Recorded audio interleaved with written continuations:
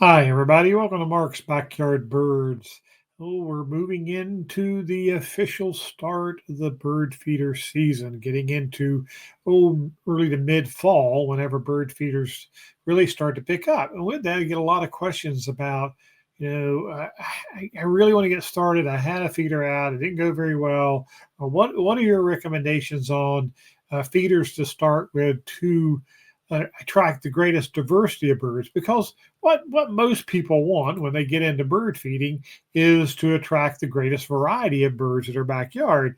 And when you look at a picture like this, and this is an incredible setup, and this is obviously someone who's been bird feeding for a while, and I guarantee you, he didn't start like this. This wasn't day one whenever he got started bird feeding, but it grew over time. And yes, most of these came from our stores. So I'm very, very familiar with it. And so, what I wanted to do today is start with what is the way to get started with the feeders, a choice of diverse feeders to help you out and get going. So, first one up are tube feeders.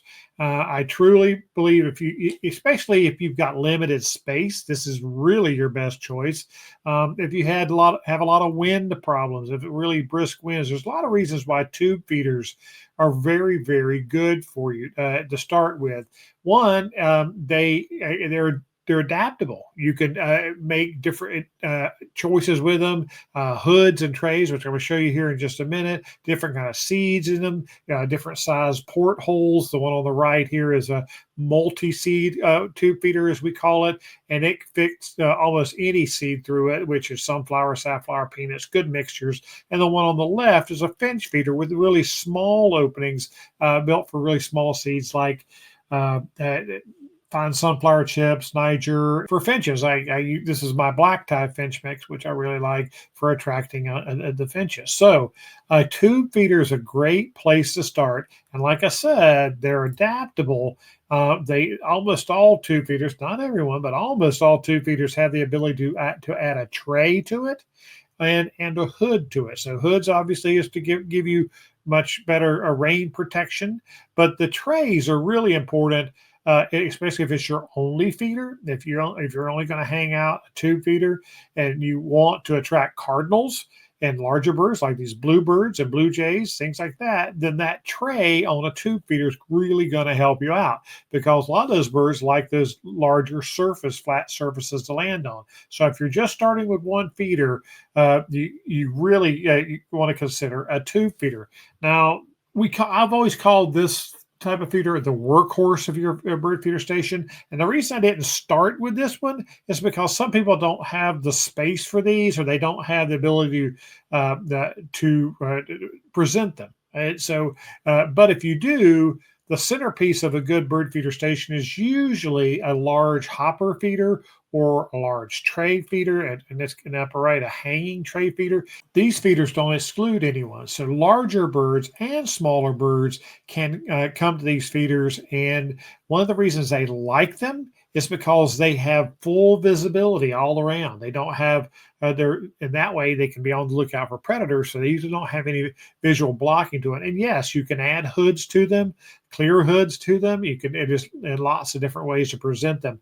But a large surface area feeder will be the workhorse of your bird feeder station. All the birds coming to it and flying away. Yes, small birds do get pushed around on these larger surfaces. That's why those finch feeders and those tube feeders that I started with are really good for the smaller birds to land on those perches, because some birds prefer to sit on a perch to feed, while others like to sit with their feet flat on the ground, natural ground feeders, especially like these cardinals down here at the bottom. But they're one again, this is going to count as that type of feeder, but some people forget just throwing seed down on your deck or on your patio or on your picnic table. That is a flat surface feeder. That is much like a tray feeder. Is just a big tray, and birds will come to it. I have a lot of people who feed on the ground, find a bare place on the ground and put seed down there, and those juncos and ground feeders will really, really love this. So don't forget that qualifies to my book as a flat surface feeder. And then the one group that I haven't talked about yet that I always want to add. This is usually of the three, the last one people will add, and those are the mesh feeders for peanuts and or suet. And these are the to attract the tree clinging birds, like all the woodpeckers, like the chickadees and the nuthatches in the one picture there, and Carolina wrens, birds that are adept at clinging and pecking and breaking those peanuts into smaller pieces and pulling them out, or the suet.